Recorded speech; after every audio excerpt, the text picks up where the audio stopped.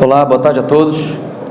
Eu tinha pensado em fazer uma apresentação um pouco mais sucinta, para não entrar muito em detalhes técnicos, mas depois das apresentações do Dr. Vitor, do professor Brito e do Dr. César, eu acho que vale a pena tocar um pouco mais em alguns pontos que eu ia só sobrevoar durante a apresentação. Se por acaso ficar muito no buraco do queijo, eu peço desculpas, mas eu vou tentar deixar a coisa bastante explícita.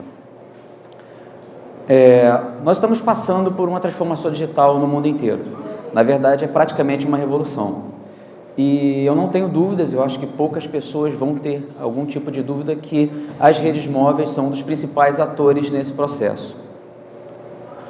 Qualquer tipo de estatística que a gente pegue das redes móveis e qualquer estatística do setor de telecomunicações vai revelar esse processo de transformação digital no mundo, praticamente desde o surgimento do 3G. Uma coisa bastante interessante é que em 2008, um ano apenas após o lançamento do iPhone e 7 anos após o lançamento da primeira rede comercial 3G, os serviços tradicionais das operadoras móveis começaram a experimentar uma queda linear e irreversível. Esses serviços eram voz e SMS, uma queda de pouco mais de 16% ao ano, quase 20% ao ano em nível mundial, enquanto o crescimento do consumo de dados móveis começou com um crescimento de 40% nesse mesmo período ao ano, e hoje nós estamos com mais de 70% ao ano no mundo de média. Aqui no Brasil foi um pouquinho menos, que o país ficou um tempo aí tentando estocar vento, acabou ficando devagar, a economia parou, mas agora a gente pretende recuperar esse processo, se Deus quiser. Um dado interessante é que até 2015, o que você investia na ampliação, na criação de uma rede celular, você recuperava em menos de um ano quase 90%. Hoje nós estamos com menos de 40% e a tendência com 5G é que o retorno do investimento em um ano seja de menos de 35%. Então, a gente tem aí normalmente 3 anos para recuperar esse diferencial e é praticamente impossível você recuperar mais de 60% do investimento em 3 anos. Do que falta daqueles 35 previstos. Um problema muito sério para o deployment das redes 5G. E quem é que está ganhando dinheiro com essa ampliação de capacidade das redes 5G? É quem não tem rede, são as over the top. A gente chama de over the top, são as empresas acima da camada de conectividade, acima das operadoras. Netflix, YouTube, Spotify, Google, redes sociais como o Instagram. Eles apenas criam seus data centers, prestam seus serviços de uma forma extremamente rápida e você não gasta absolutamente nada de rede quando você é um OTT. Pelos dados do Ericsson Mobility Report, de onde eu tirei essas duas rosquinhas aqui, deixa eu voltar, desculpa, essas duas rosquinhas aqui, em 2018 nós tínhamos cerca de 60% do tráfego da internet banda larga celular ocupado por vídeo. Em 2025, esse tráfego será em torno de 75%, número próximo da pesquisa da Cisco, que em 2023, seria 80%, mas vai ser mais ou menos isso, entre 75% e 80%. Só que nós vamos quintuplicar esse tráfego de vídeo de 2018 até 2025 e quadruplicar o tráfego total de banda larga nas redes celulares. Esse é um dos motivos que todo mundo está pensando nas redes 5G por causa da maior demanda de consumo dos clientes. Problema, os clientes não estão interessados em pagar muito mais por isso. Eles querem mais banda, mais franquia, se possível sem franquia, e no máximo aceitam pagar algo entre 20% e 30% a mais por um serviço premium. Então é muito difícil você monetizar uma rede nova com mais investimentos, se você não pode cobrar mais por isso. Uma coisa interessante também, outra coisa muito interessante, é que os ciclos da tecnologia estão cada vez mais rápidos. No lançamento comercial da primeira rede 3G, demorou mais de 1 ano e meio para se ter o primeiro celular 3G disponível para o mercado. No 4G demorou 1 ano até se ter o primeiro celular disponível. Você tinha rede, mas não tinha smartphone. No 5G, nós já temos hoje 20 redes em deployment no mundo, e tem cerca de 20 aparelhos já prontos para serem lançados até o meio do ano. 40 aparelhos até o final do ano. Então, assim, é uma velocidade muito rápida de assessment da tecnologia, cada vez mais rápido. Os ciclos tecnológicos estão também muito rápidos. 1G e 2G demoraram 10 anos até vir a sua tecnologia sucessora. O 4G já foi 9 anos, o 3G já foi 9 anos e o 4G 8 anos. Estima-se que o 6G chegará apenas 6 anos após o lançamento do 5G. E o tempo para atingir 100 milhões de usuários foi mais ou menos 10 anos para o 3G, metade desse tempo no 4G. As previsões é que em 3 anos nós consigamos atingir 100 milhões de assinantes no mundo de redes 5G. Toda vez que há um grande aumento de produtividade mundial, um pico de produtividade, nós estamos enfrentando uma revolução industrial. Então, e sempre surge um líder desse processo. O primeiro líder foi a Inglaterra, na época das máquinas a vapor e a mecanização consequente. Depois foram os Estados Unidos, com as máquinas térmicas com combustíveis fósseis e principalmente eletricidade. Na terceira revolução industrial também foi liderada pelos Estados Unidos, com tecnologia de informação, informática e telecom. E agora nós estamos diante da quarta revolução industrial, onde a gente já percebe um novo aumento de produtividade desde 2017, depois da crise que nós tivemos até 2016. Então, qualquer estatística que a gente pegue, já fica bastante óbvio que nós estamos diante da próxima revolução industrial, baseada em hiperconectividade, que se pretende seja provida pelo 5G, sistemas cibernéticos, inteligência artificial, internet das coisas, autonomia, né? Basicamente, isso tudo está como computação em nuvem, cloud computing. Os novos serviços que se imagina vão ser proporcionados pelo 5G, né, a indústria tem feito um grande esforço em tentar adivinhar quais vão ser os casos de uso do 5G que vão dar o diferencial para o 4G. Então, os serviços que têm um maior diferencial são o Massive IoT e o que a gente chama de serviços de ultra baixa latência, que são os Ultra Reliable Low Latency Communications. Esses serviços todos são baseados em algum nível de inteligência artificial. No caso de e-commerce, pesquisas de novas doenças e análise de perfil de consumo para bloquear o seu cartão de crédito, caso você esteja, a operadora ache que você está fora do seu perfil de consumo, a gente está lidando com data mining e cognitive reason.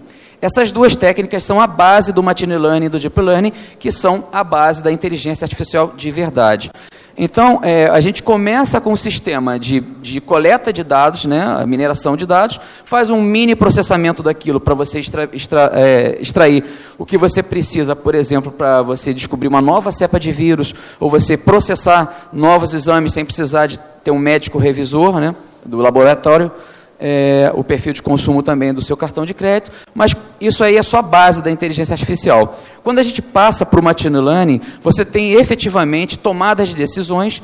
Num primeiro momento, no caso do machine learning, essa tomada de decisão ela depende da interface com o usuário.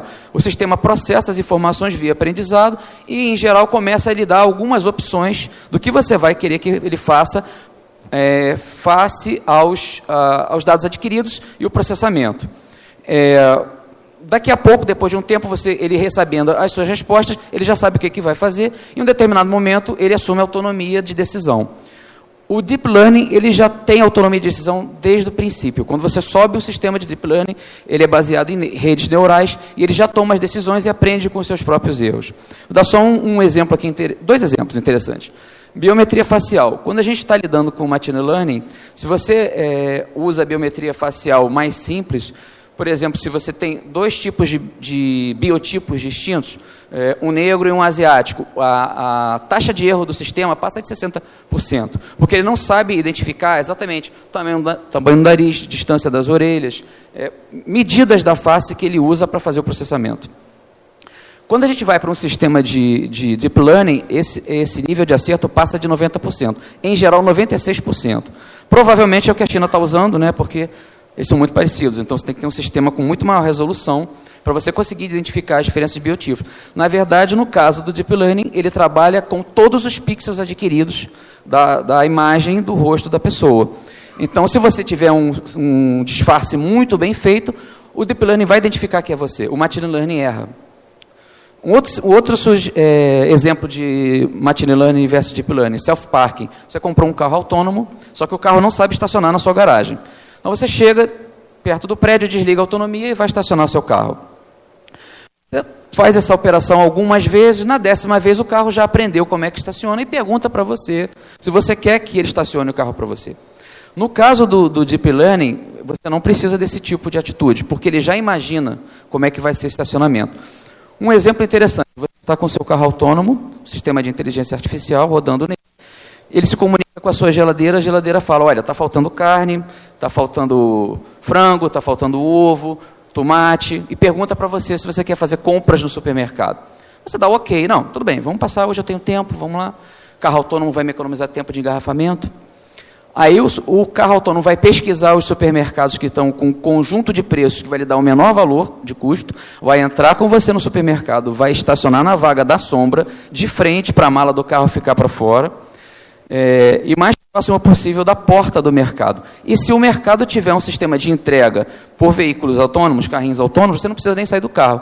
Você vai abrir a mala e vem um robozinho com as suas compras e coloca na mala do carro. É um nível de discernimento muito maior do que o Machine Learning. Bom, o que a gente tem de evolução e transformação no 5G? Começando pela parte de frequência, que todo mundo fala, mas nunca se vai muito a fundo nesse caso, né? O 3GPP dividiu o espectro para o 5G em duas grandes faixas. Frequency Range 1, que é uma faixa de 450 MHz até 6 GHz. Essa faixa já engloba as frequências que nós temos para o 2G, 3G e 4G, e mais algumas frequências novas para o 5G, como a faixa de 3,5 GHz, que ano que vem vai ser leiloada pela Anatel. E temos a Frequency Range 2, também chamada de ondas milimétricas, Millimeter Wave, que começa em 24,25 e vai até 52,6 GHz. Essa é uma faixa totalmente nova para redes celulares, era usada normalmente para rádios ponta-a-ponta de micro-ondas. Se a gente olha nesse gráfico, a gente vê que quanto mais alta a frequência, mais espectro disponível tem. Então, as millimeter waves, né, são justamente aquilo que se fala, não, o 5G vai dar 10 gigabits por segundo, 1 milissegundo de latência, isso aí em ondas milimétricas. Quanto mais alta a gente sobe a frequência, mais espectro tem disponível para as operadoras adquirirem em leilões, a latência fica menor por causa de uma característica do FDM do 5G, né, o tipo de modulação rádio. No entanto, a minha cobertura, a penetração indoor e a mobilidade ficam comprometidas, porque a frequência é muito alta e os sinais são muito diretivos. Quando a gente desce no espectro, melhora muito a cobertura, a penetração indoor, a mobilidade fica ótima, como a gente já experimenta hoje, porém eu tenho pouco espectro e a latência aumenta. O roadmap original do 3GPP para o 5G só considerava a release 16. Release 15 seria um 4G ultra melhorado. Por pressão de algumas operadoras e alguns fabricantes, o 3GPP adiantou o processo de lançamento do 5G, então a release 16, que seria lançada em 2022, passou para agora, o final do ano, o lançamento da SPEC. Os equipamentos vão demorar um pouquinho ainda a chegar, normalmente 6 meses a 1 ano, depois que sair a release, mas foi lançado uma coisa que, se fosse no Brasil, a gente chamaria de jabuticaba. Mas como foi feito no resto do mundo, a gente chama de bacalhau. Foi inventada a tal da Release 15 não standalone e a Release 15 standalone, para acelerar o processo. A Release 15 não standalone nada mais é do que um rádio 5G ancorado na sua rede 4G. A única coisa que eu consigo com isso é dar mais banda, é uma latência um pouquinho menor. Eu não tenho nenhum dos novos serviços que estão propalados para o 5G. O RLC, Massive IoT, nada disso é suportado pela Release 15 não standalone, que é o que nós vamos ter no mercado agora. A Release 15 standalone ela já conta com uma rede 5G completa. Eu tenho o que a gente chama de Packet Core, que são os equipamentos de controle do 5G. Eu já consigo fazer algumas coisas melhoradas, ter um maior controle do meu sistema. No entanto, eu ainda não tenho tudo que o 5G promete dar na Release 16, como, por exemplo, serviços de ultrabaixa latência e o IoT também. Hoje o 5G não tem nenhum suporte a IoT.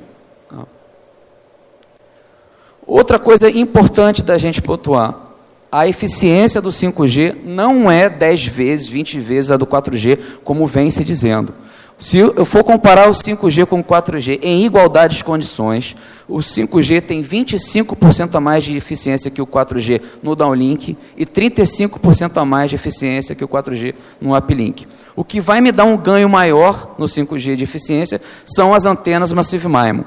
Através do uso desse tipo de antena, que é a grande febre do 5G, a gente consegue mais do que duplicar a eficiência espectral do 4G, mas apenas no downlink. Eu não melhoro o uplink por causa do uso dessas antenas. E elas ainda têm uma limitação, elas precisam de reflexões para trabalhar. Então, eu tenho que ter multipercurso. Então, elas só são realmente efetivas para melhora de throughput do 5G para a mesma quantidade de espectro. É importante a gente pontuar isso. Estamos comparando a mesma quantidade de espectro e o mesmo tipo de antena.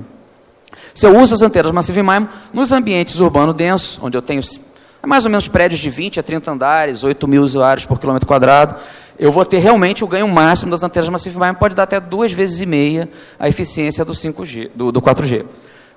No cenário urbano denso, eu tenho mais ou menos 2 vezes a eficiência do 4G, são prédios de 10 a 20 andares, 5.000 usuários por quilômetro quadrado. Quando eu vou para o cenário suburbano, são 3.000 usuários por quilômetro quadrado em média, prédios até 10 andares, a eficiência cai muito, eu não chego a dar 50% a mais de eficiência do que o 4G.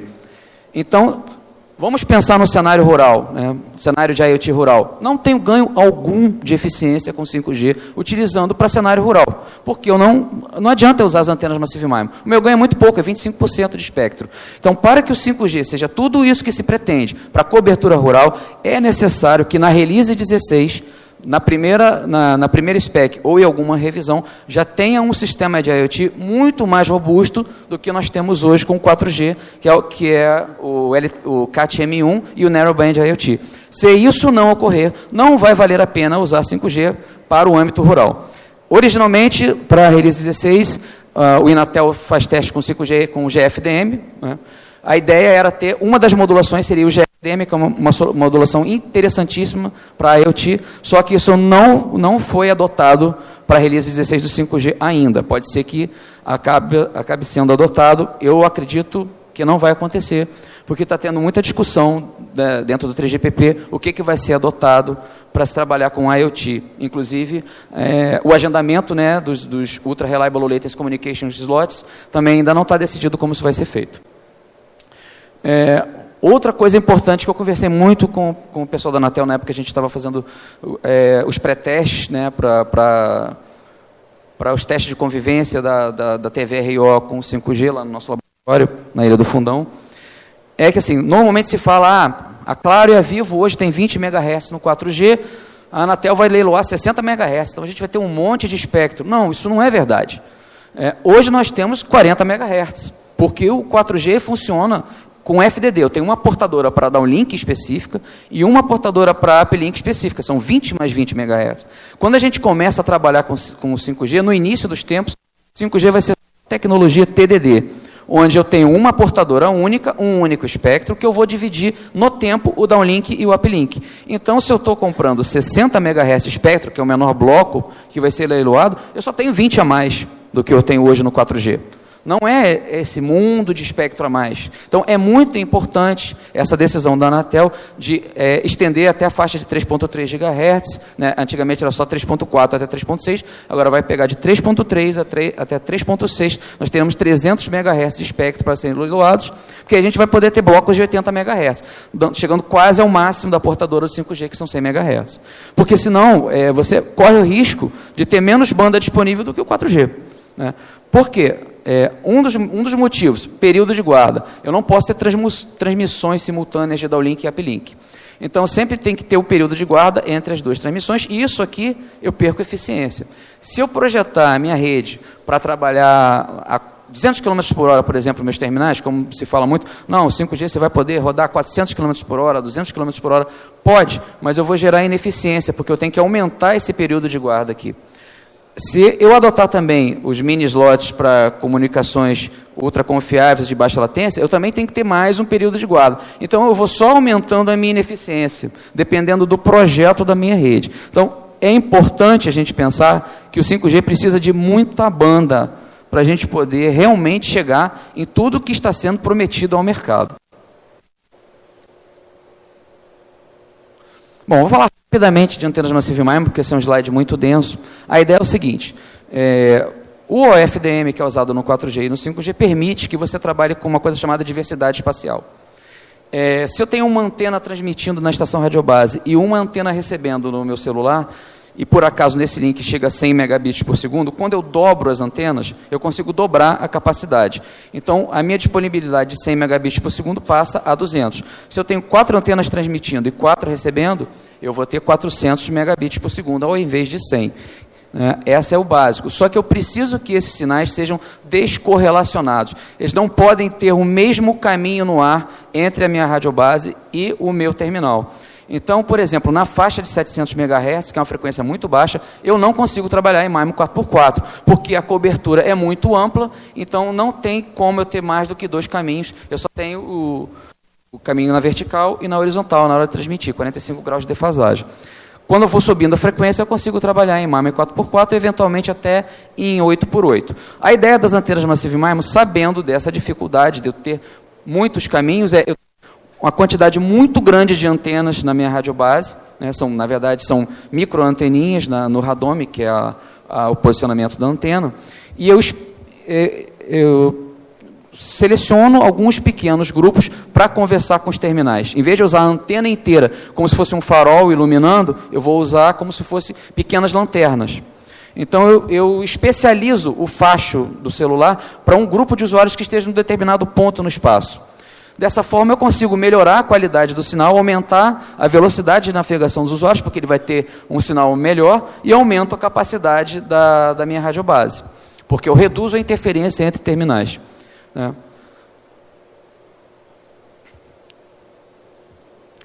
Bom, virtualização é a base da evolução do 5G, muito mais do que o rádio.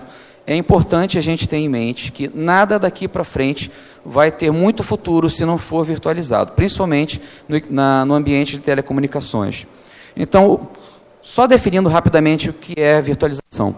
No início dos tempos, nós tínhamos um hardware monolítico com software proprietário, o hardware era proprietário, então nós tínhamos um roteador, um switch, um firewall, um DPI, e esses equipamentos eram blocos, eram separados e iam sendo interconectados de acordo com a necessidade do serviço a ser prestado. Quando eu virtualizo, eu não preciso de hardwares proprietários. Aliás, isso é a base da virtualização, eu não ter nada proprietário, nada fechado. Tem que ser um ambiente aberto. Então, eu compro um servidor normal de data center e, através de uma camada de virtualização chamada hypervisor, ela seleciona fatias do hardware daquele equipamento para atribuir a máquinas virtuais.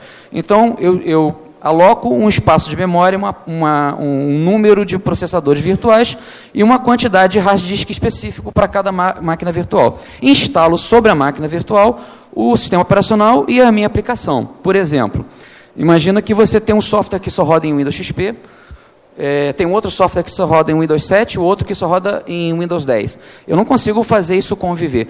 Com ambientes de virtualização, usando máquinas virtuais, eu tenho uma máquina virtual para um tipo de Windows, e outra para o outro, e a outra para o outro. No ambiente de telecomunicações, obviamente, a gente não usa o Windows, mas a ideia é precisamente essa. O meu software não vai ser um Office 2013, um Office 365, vai ser um roteador, um firewall, um DPI, um P-Gateway, que é o equipamento de saída da rede 5G, e assim em diante.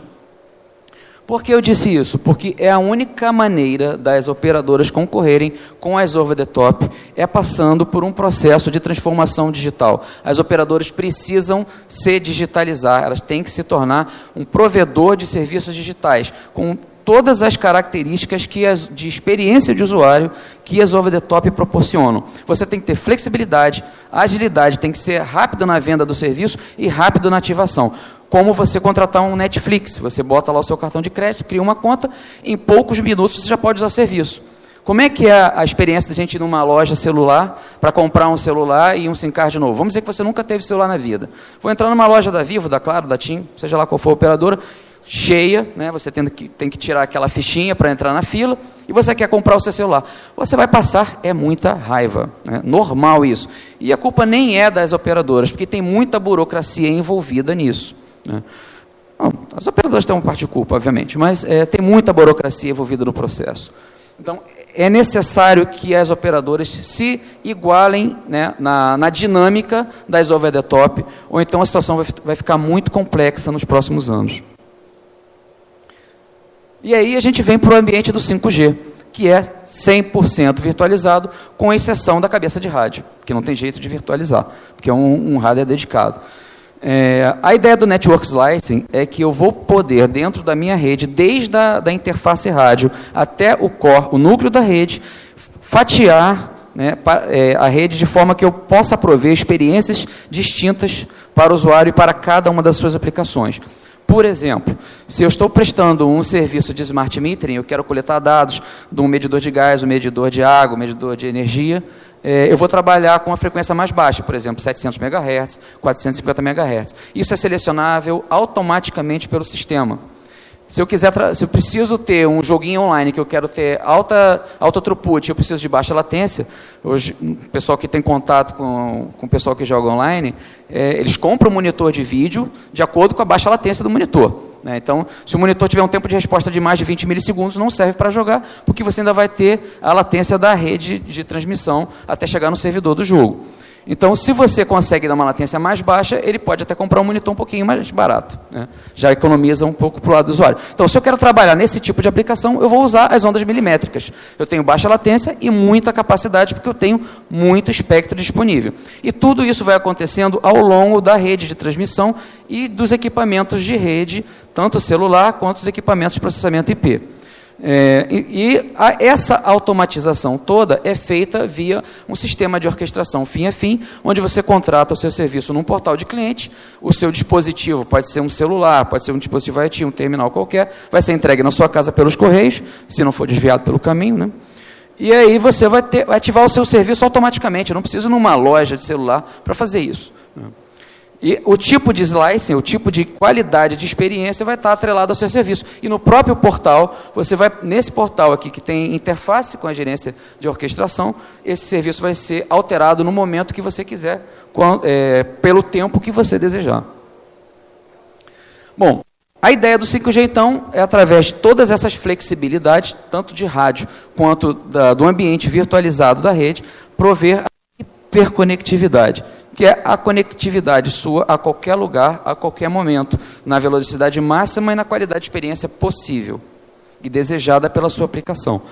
Vou falar rapidamente sobre algumas aplicações, que o professor Brito tratou também. O Vitor também falou um pouquinho. Veículos autônomos. Esse é um tema que eu gosto muito. Está falhando um pouquinho, né? É importante a gente pontuar que, assim, um veículo autônomo processa cerca de 4 a 5 terabytes de dados por dia. Então, é um sonho achar que eu vou ter um cérebro central na cidade controlando todo o trânsito e os carros vão ser meras marionetes, né? O que acontece é que os carros vão ter a sua própria autonomia e vão usar conectividade 5G para refinar esse nível de autonomia. Então, a gente tem a comunicação via C-V2X, que é um protocolo do 5G para comunicação automotiva. Com C-V2X, você vai ter o carro se comunicando com a infraestrutura, por exemplo, o sinal de trânsito. O sinal vai dar um broadcast avisando que vai fechar, para os carros já irem se preparando para frear. Se eu tiver com a rua interditada, eu boto uma placa que vai avisar que aquela rua está interditada. Os veículos autônomos não vão entrar naquela rua. Tem a comunicação também com a rede, C-V2N, né, com network. Nesse caso, é que eu tenho o meu cérebro central. Só que esse cérebro central ele não comanda 100% da autonomia do carro. Ele vai dar algumas informações, por exemplo, tem um pedágio, ele vai avisar para todo mundo tentar ficar numa determinada velocidade para não precisar parar no pedágio. Se houver um grande engavetamento, ele vai dar um broadcast geral para falar, para todo mundo, dá uma frenagem de emergência, porque teve um problema lá na frente, evitando, né, que mais vidas sejam ceifadas, por exemplo, por neblina, como acontece muito no exterior. Aqui em São Paulo, às vezes, tem uns engavetamentos fortes por causa de neblina, por exemplo, na Imigrante, né?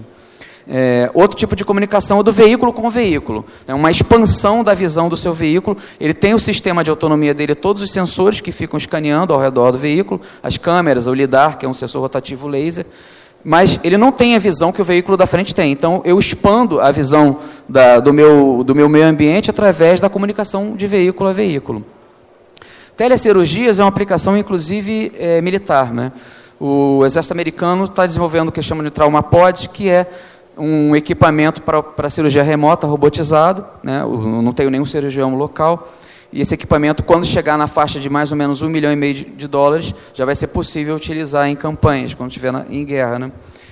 Por exemplo, você tem esse traumapod num hospital de campanha e tem um médico no porta-aviões fundeado relativamente próximo, via 5G, ele só comunica com esse traumapod e opera o soldado que tiver sido ferido.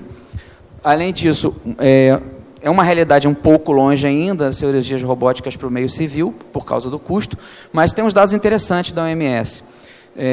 30% das pessoas que vão parar no hospital na emergência acabam terminando numa cirurgia. 30% dessas cirurgias vêm a óbito por falhas, falta de equipe, falta de medicamento, diagnóstico errôneo. Então, a telecirurgia se propõe a minorar esse tipo de problema. Além disso, 50% dos médicos do mundo se concentram em 15% dos países apenas. Não preciso dizer quais são esses 15% de países, né? São só os países de primeiro mundo. O resto do mundo está faltando médico. Bom, essa aqui é a ideia que a gente tem de arquitetura geral de rede de transmissão. Normalmente, hoje nós temos redes de coleta de tráfego, redes de metro Ethernet ou nível 2 ou nível 1 de 1 gigabit por segundo, que é o suficiente para coletar o tráfego das estações de radiobase no 4G. Elas vão ter que ser ampliadas para 10 gigabits por segundo no mínimo, que é a mínima taxa do 5G. Taxa de conexão, né, do 5G, não necessariamente de throughput. Aí a minha rede de concentração vai ter que ser expandida, então isso aqui já me gera isso aqui eu tenho um custo, aqui eu tenho um outro custo, e tudo isso vai ser carreado por redes de fibra ótica em DWDM até no meu processamento central da rede. Com a virtualização do 5G, eu consigo fazer uma rede de data centers hierarquizados, de forma que os equipamentos virtualizados, as funções de rede virtualizadas vão ficando tão próximas do usuário quanto necessário. Se eu preciso prover um serviço de ultra baixa latência, eu vou colocar o meu data center próximo do usuário, o mais próximo possível, até 10 km, para poder prover aquela latência de 1 milissegundo. Também, se esse usuário que eu tenho aqui conectado é um usuário massivo, ele gera muitos dados, não tem porquê eu trazer ele até o núcleo da minha rede para entregar para a internet. Eu vou fazer um que a gente chama de local breakout e vou extrair os dados aqui mais próximos para eu não ter um investimento muito grande em todo o meu backbone nacional. Bom, alguns desafios do 5G. Primeiro, cobertura e capacidade. Como a gente viu no início dos slides, quanto mais alta a frequência, pior vai ser a cobertura. Então, hoje nas redes 4G, elas são projetadas para que a gente... para que a gente tenha um overlap entre as células. Esse overlap é necessário para que quando o terminal vai chegando na borda da célula, quando o sinal vai ficando de pior qualidade, ele faça automaticamente o handover para a célula que tiver com um sinal melhor. De forma que você tem uma continuidade do serviço, a sua ligação não cai e você continua com a velocidade boa. Outra coisa interessante de notar é que hoje um link de 1 gigabit por segundo é suficiente para as redes 4G e 4,5G. Não se chega a 1 gigabit por segundo no 4,5G no ambiente real de rua. O que a gente tem em média é algo em torno de 500 a 600 megabits por segundo no máximo, porque as condições de RF na rua são diferentes das condições de RF num laboratório. Nós mesmos, na Claro, já fizemos uma demonstração de 1 gigabit por segundo no 4,5G, mas foi no ambiente de laboratório. Na rua, ninguém consegue isso. Quando a gente vai para a faixa de 3,5 GHz, a primeira faixa do 5G no Brasil, a cobertura no downlink até melhora um pouquinho pelo uso das antenas Massive MIMO, só que a cobertura no uplink é extremamente prejudicada porque eu não tenho o beamforming do Massive MIMO operando. Aquela concentração de pequenas anteninhas focando no usuário, a gente chama isso de beamforming. Então, eu consigo melhorar a qualidade de sinal no downlink, mas eu não melhoro no uplink, porque o Massive MIMO só opera no downlink, no sentido de download dos dados. Então, o que acontece? Num primeiro momento, eu já tenho que aumentar a capacidade da rede, porque eu estou trabalhando com 5G, ainda que estivesse passando 500 megabits por segundo, as interfaces mínimas padrão do 5G são 10 gigabits. Então, de qualquer maneira, eu tenho que trocar os equipamentos para suportar essa velocidade da interface, né, da porta do equipamento. E, obviamente, eu vou prover mais velocidade para o 5G. Então, eu vou ter uma capacidade de, no mínimo, 3 gigabits por segundo na minha estação radiobase. eu preciso mitigar esse problema, porque eu não posso ter uma rede sem cobertura no uplink, né? E aí eu tenho que ter mais estações, eu tenho que adensar a minha rede. E aí vem o problema das prefeituras. Hoje, as redes 4G são altamente criticadas, as pessoas falam, não, 4G é muito ruim, eu consigo velocidades muito baixas. O problema do 4G hoje não é que as redes estejam ruins, que sejam mal projetadas, ou que os clientes estejam disputando banda. A média das redes 4G hoje é cerca de 20% de ociosidade. As redes não estão superlotadas. Média de 20% de ociosidade, obviamente, nos momentos de pico não, a gente tem uma disputa maior de tráfego. Mas por que então essa experiência ruim do usuário? Porque nós não conseguimos adensar os sites, né? Hoje nós temos um déficit de cerca de 4.000 sites 4G no Brasil. Quando nós passarmos para o 5G na faixa de 3,5 GHz, nós teremos um déficit de 100.000 sites.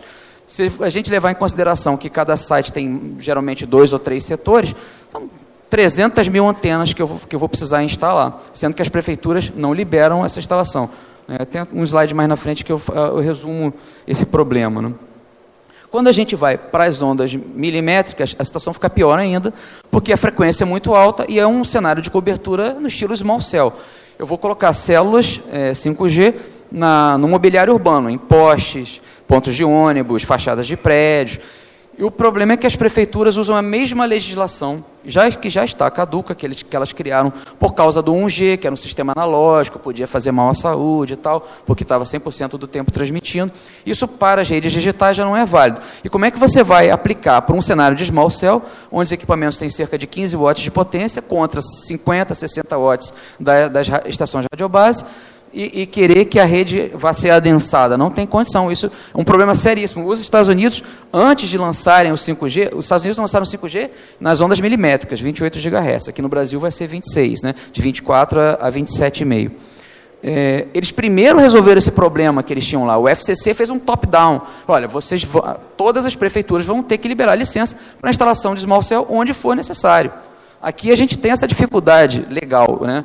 As prefeituras não obedecem os poderes de hierarquia superior. Eles fazem o que eles querem. Demora mais de um ano para a gente conseguir uma licença para um site macro, imagina para um small cell. Isso quando não manda tirar a antena porque está ficando feio. Então, nesse caso, o meu nível de adensamento vai ser muito maior. Então, eu tenho mais investimento na minha rede de transmissão e eu tenho que ter onde colocar essas antenas. Então aqui, só para vocês terem uma ideia, eu moro nesse prédio com essa setinha aqui, Flamengo, bem aqui perto. É uma área de alta densificação. O ideal é que a distância entre os sites, eu não sei se vocês conseguem ver aqui no mapa, essa distância aqui é 250 metros, essa aqui é 300 metros, essa aqui é 200 e poucos metros, 235, se não me engano. Então, aqui era uma área que a distância entre os sites 4G tinha que ser entre 150 e 200 metros. A prefeitura não deixa colocar mais sites, né? Inclusive, eu sou síndico do meu prédio, estou doido para ter um site celular no meu prédio, porque ia resolver não só o meu problema, como o problema de todos os meus vizinhos nesse triângulo aqui. Só que não foi permitido. No 5G, na faixa de 3,5 GHz, nós vamos precisar de 50% a 70% a mais de sites, dando aquele adensamento de 100.000 antenas, né, 100.000 sites que a gente vai precisar. E para o cenário de small cells, como eu falei antes, o problema é maior ainda. Outra coisa, problema de interferência com os sistemas satelitais de recepção de TVRO aberta, né? São canais de TVs abertos que normalmente no interior, no início dos tempos, até nas cidades grandes tinha muito dessas antenas porque é de graça o serviço. Então, historicamente, você comprava uma antena parabólica, comprava o LNBF, o receptor, e saía usando. Esse sistema trabalha na faixa de 3.625 até 4.2 GHz. Essa faixa de 3.625 fica apenas 25 MHz de distância da banda que vai ser leiloada para o 5G. E esses sistemas, por um problema histórico, né, como não havia nenhuma emissão de rádio nessa faixa, a indústria, para reduzir o preço dos equipamentos, não os dotou dos filtros necessários, que são obrigatórios para qualquer sistema rádio. Eu não posso ter um sistema rádio que sofra interferência de quem está trabalhando na sua faixa adjacente. No caso da TVRO, isso aconteceu. para que os equipamentos ficassem mais baratos, os LNBFs, que são equipamentos que ficam aqui concentrando no meio da antena os sinais satélites, eles não têm os filtros. Então, ele deveria começar a responder 3.625, mas começa a responder em 2.9 GHz, aqui embaixo, né? Então, assim, é uma situação insustentável. O problema da interferência não é do 5G. Qualquer rádio que eu ative nessa faixa vai interferir nos sistemas de TV parabólica. Então, sabendo disso, a Anatel resolveu fazer os testes de interferência para que a gente visse qual a possibilidade de mitigar essa interferência, que seria trocar os LNBFs que estão nas antenas dos usuários por LNBFs tipo filtro. Então, nós recebemos algumas amostras desses LNBFs, foram testados no CPQD, e como a Claro estava instalando o primeiro sistema 5G outdoor, rooftop da América e o segundo do mundo, né, isso em outubro do ano passado, outubro de 2018, nós oferecemos o nosso site para que esses testes foram feitos também, uma vez que nós tínhamos o primeiro sistema 5G, de forma a não atrasar todo o cronograma de liberação de espectro, né. Muito embora transpareça pela mídia que a Claro tem interesse em retardar o leilão, isso não é verdade. Aliás, eu vou até aproveitar e comentar sobre isso. No painel Telebrasil, no segundo dia de apresentação, eu apresentei esse mesmo slide e falei exatamente isso, né? Com um adendo. Os testes que nós fizemos lá no nosso laboratório, junto com a Anatel e os outros players, as outras operadoras, nós vimos que os LNBFs com filtro realmente melhoram muito a situação de interferência, mas eles não são bons o suficiente para a gente dizer que 100% das interferências serão mitigadas. As amostras que nós recebemos têm que ser muito, muito melhoradas ainda pela indústria, para que a gente tenha a sensação que não vai ter problema algum. Foi isso que eu disse. Aí sai na mídia. Claro, diverge da Anatel em relação à liberação da faixa de 3,5 GHz. Né? A Claro era eu. Né? Aproveitar que o senhor está aqui e falar, isso não é verdade.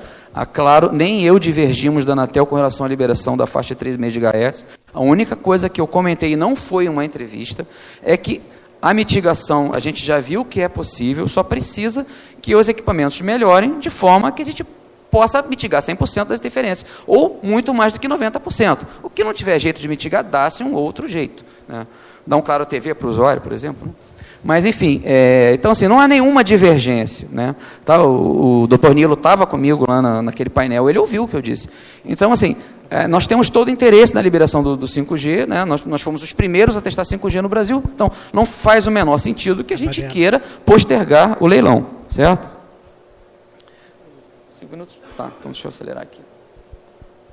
Bom, para finalizar, alguns problemas que nós temos para trabalhar nas ondas milimétricas, né, na faixa de 26 GHz, faixa acima de 24 até 27,5, por um problema de efeito Doppler, a 40 km por hora, na faixa de 2,5 GHz, que é a faixa do 4G hoje, a faixa principal, eu não tenho nenhuma perda de velocidade de navegação.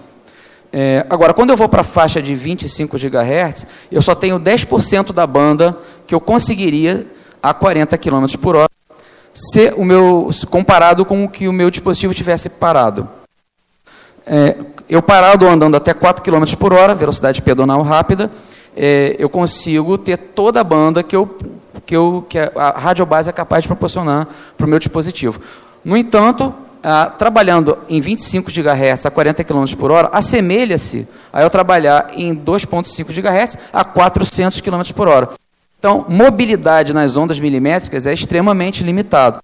Outros problemas que nós temos, diversas atenuações, por folhagem de árvore, por desvanecimento por chuva, penetração indoor, por causa da perda de penetração, é muito alta. A gente vê que tem diferença de 10 dB de atenuação da faixa de 3,5, primeira faixa do 5G, para a faixa de 26, e também dos dispositivos, os smartphones, porque você bloqueia o sinal das anteninhas com a sua mão ou com a sua cabeça.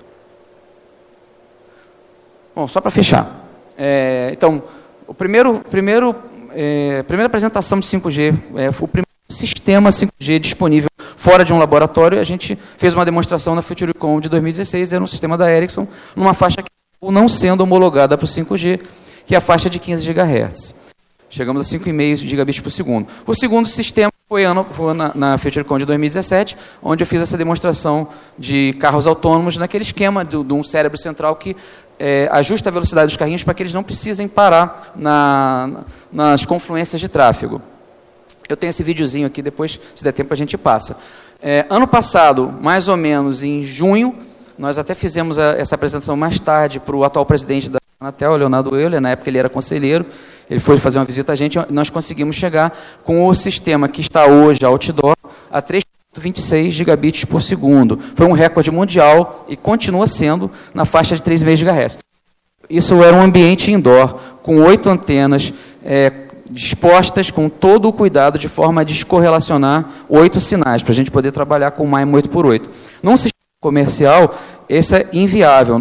Então, eu não chegaria a 3,26, chegaria no máximo 1,6 gigabits por segundo no sistema comercial, até porque todos os dispositivos só têm 4 antenas. Eu não tenho nenhum equipamento hoje 5G com mais de 4 antenas. Para finalizar, essa foi a nossa última brincadeira, foi na FutureCon do ano passado. Foi a primeira transmissão do mundo de vídeo 8K sobre uma rede 5G, emulando um serviço Netflix. Nós hospedamos os vídeos que a Rede Globo emprestou para a gente, era um vídeo do Carnaval, na nuvem da Amazon. A gente tinha uma conexão de 1 gigabit por segundo para a nuvem da Amazon, para não ter muita latência aqui nesse link.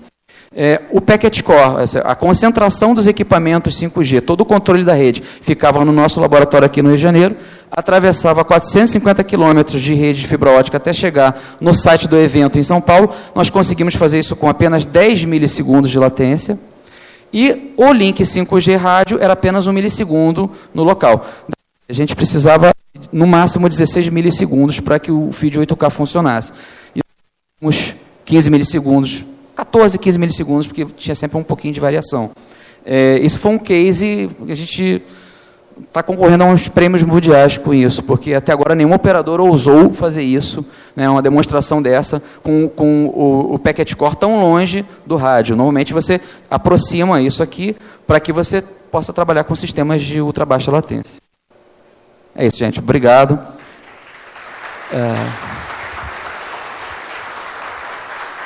Eu queria aproveitar para agradecer a presença de um dos melhores chefes de máquina da Marinha do Brasil, que encerrou a sua carreira como comandante de um dos centros de excelência de tecnologia da Marinha, o CASNAV, meu pai, Ulisses Camardella. Muito obrigado.